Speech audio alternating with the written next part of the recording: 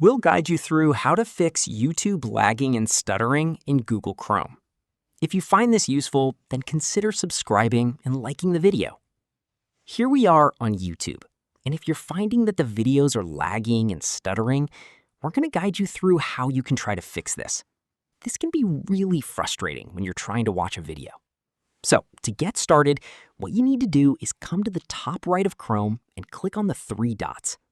Go down and find the option for Settings at the bottom here.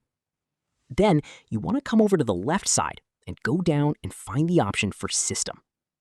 Here, you want to find the option called Use Graphics Acceleration when available. Try turning this option off, so click the switch and then press Relaunch. Chrome will relaunch and it will bring you back to YouTube. Hopefully, now the lagging and stuttering will stop.